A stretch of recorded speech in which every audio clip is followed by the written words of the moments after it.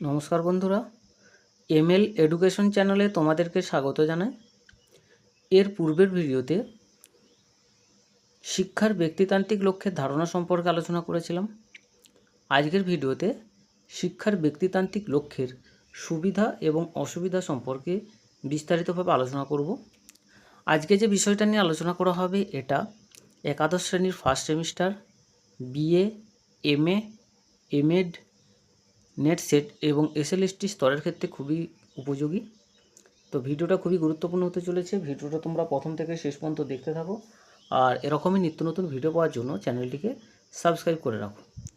তো এখানে সবার প্রথমে শিক্ষার ব্যক্তিতান্ত্রিক লক্ষ্যের যেসব সুবিধা আছে সেগুলি আলোচনা করব এবং সবার শেষে শিক্ষার ব্যক্তিতান্ত্রিক লক্ষ্যের অসুবিধাগুলি আলোচনা করব। তো শিক্ষার ব্যক্তিতান্ত্রিক লক্ষ্যের সুবিধার মধ্যে প্রথম যে পয়েন্টটা আছে 1 নম্বরের, দেখো প্রথম যে পয়েন্টটা আছে যে শিক্ষার্থীর মানসিক বিকাশ।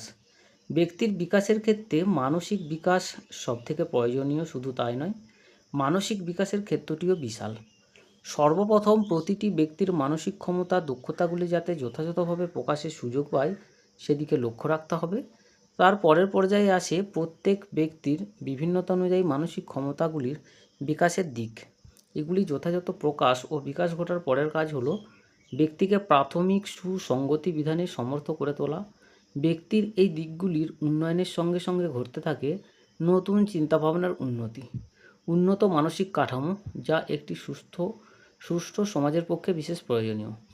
একটি সমাজ তথা রাষ্ট্র তখনই সমৃদ্ধ হয়ে উঠতে পারে যখন তার সদস্যরা প্রত্যেকে ব্যক্তিগতভাবে মানসিক দিক থেকে চরম উৎকর্ষতার প্রমাণ রাখতে পারে।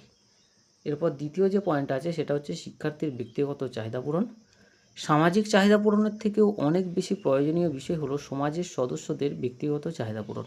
সর্বপ্রথম ব্যক্তির বিশেষ চাহিদাগুলিকে চিহ্নিত করতে হবে এবং সেই চাহিদাগুলি যাতে পূরণ হয় সেদিকে লক্ষ্য রাখতে হবে। আবার ওই চাহিদাগুলির মধ্যে যেন ব্যক্তির প্রগতি ঘটে সেদিকেও বিশেষ দৃষ্টি রাখতে হবে। একথা উল্লেখযোগ্য, প্রত্যেক ব্যক্তি শিশুর পৃথক চাহিদাগুলি যেন অবহেলিত না হয়। ব্যক্তিসত্তার সম্পূর্ণ বিকাশের ক্ষেত্রে প্রত্যেকটি চাহিদা সমভাবে গুরুত্ব পাবে এবং সঠিক পথে বিকশিত হওয়ার সুযোগ পাবে। 3 নম্বর যে পয়েন্টটা আছে সেটা হলো শিক্ষার্থীর সঙ্গে বিশ্বজগতের পরিচিতি। শিক্ষার্থীর সঙ্গে বিশ্বজগতের পরিচিতি শিক্ষার্থীকে সমগ্র বিশ্বের সঙ্গে সরাসরি পরিচিত করতে হবে। এই পরিচিতি শুধু বিশ্বকে নানা দিক থেকে জানার মধ্যেই সীমাবদ্ধ নয়, বিশ্বের সঙ্গে সংযোগ রক্ষাকারী কাজের মাধ্যমে শিক্ষার্থীদের উৎকর্ষতা সৃষ্টি করতে হবে। শিক্ষার ব্যক্তিতান্ত্রিক উদ্দেশ্যের এটি একটি বিশেষ বিষয়। প্রতিটি ব্যক্তি শিশু এই বিশ্বজগতের নাগরিক, তাকে তার সংকীর্ণ গণ্ডি থেকে প্রসারিত করে বিশ্বের দরবারে উপস্থিত করা প্রয়োজন। বিভিন্ন সমাজসেবামূলক কাজ, বিশ্বের বিভিন্ন ঘটনার সঙ্গে ওয়াকিবহাল থাকা এবং প্রয়োজনে অপর দেশীয় নাগরিকের সঙ্গে সাংস্কৃতিক সামাজিক বিনিময় শিশুর কাছে বিশ্বজগৎকে আরও নিকটতর করে তোলে। 4 নম্বর পয়েন্ট, শিক্ষার্থীকে নতুন সৃষ্টিতে আগ্রহী করে তোলা। ব্যক্তির বিকাশ তখনই যথাযথভাবে ঘটবে যখন শিক্ষার্থীরা নতুন সৃষ্টি করবে এবং তার মাধ্যমে ব্যক্তি এবং সমাজ উভয়ই উন্নয়ন ঘটবে। সৃজনশীলতা প্রত্যেক শিশুর মধ্যেই কিছু না কিছু পরিমাণে বর্তমান থাকে। শিশু সর্বদা কিছু করতে চায়। এই করতে চাওয়ার মধ্যে নতুনত্বের প্রতি আগ্রহ তার বেশি থাকে। একটি খেলনা দিলে শিশু সেটিকে ভেঙে আবার নতুন করে গড়তে চায়।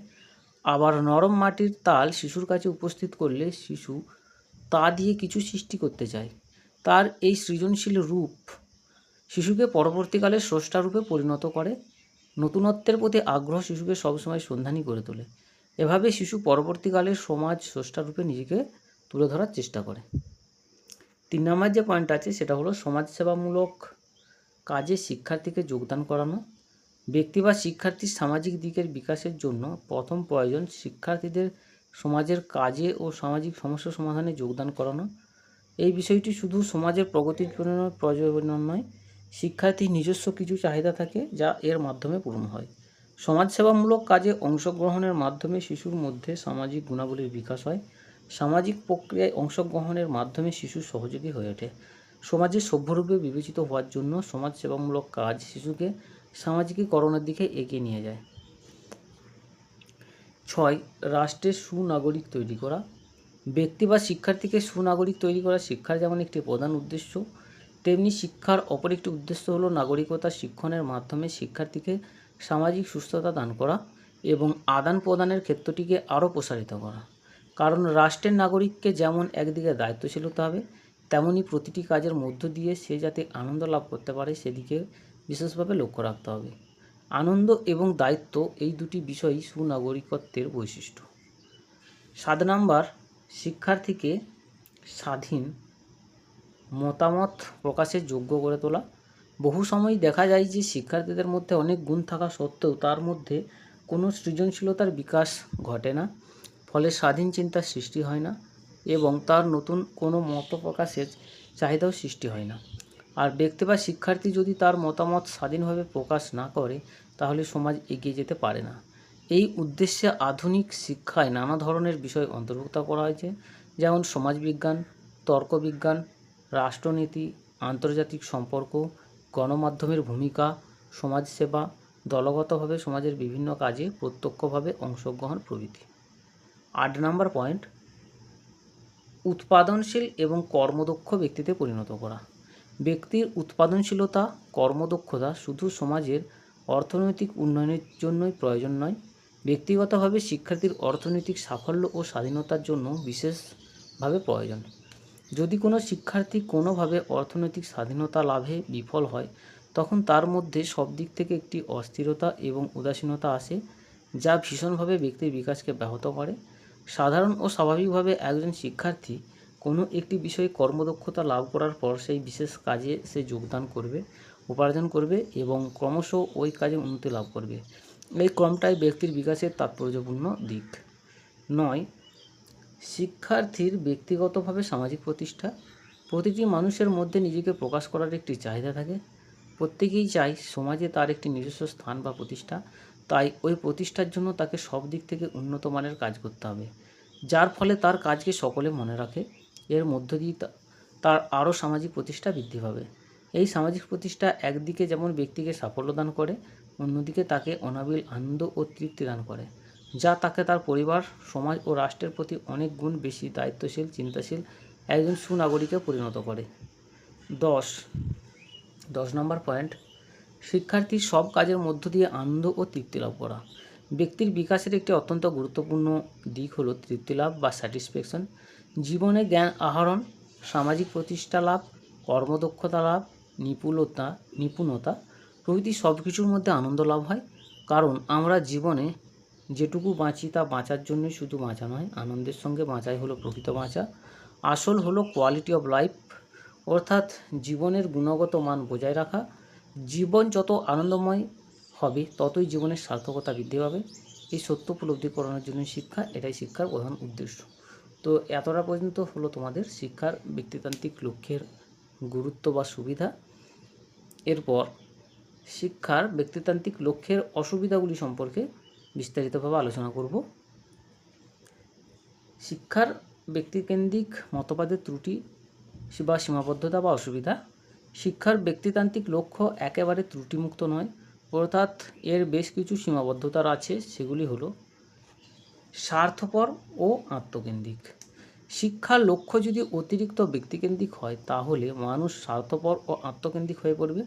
তখন মানুষ সমাজ কল্যাণ অপেক্ষা নিজের কল্যাণের দিকে বেশি নজর দেবে, যা কখনো অভিপ্রেত নয়।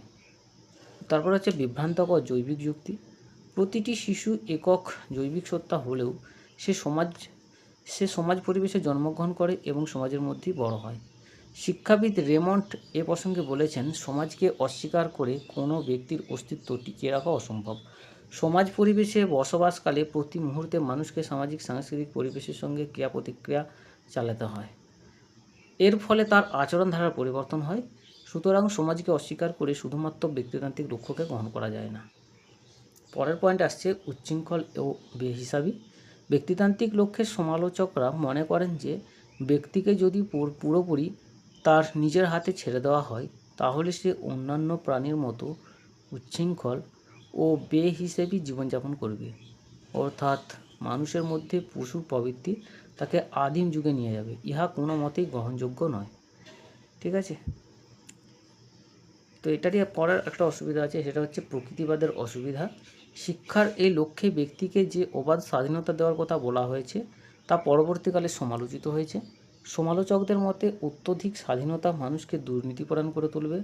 তখন মানুষ মনে করবে যে সে যা ইচ্ছা করবে তাই সে করবে বা পাবে। এ প্রসঙ্গে রুশো বলেছেন, শিক্ষা সংক্রান্ত সব কিছুই যদি প্রকৃতির উপর ছেড়ে দেওয়া হয় এবং যদি শিক্ষাক্ষেত্রে কোনো নিয়ন্ত্রণ না থাকে তাহলে সেই শিক্ষা অর্থহীন হয়ে পড়বে।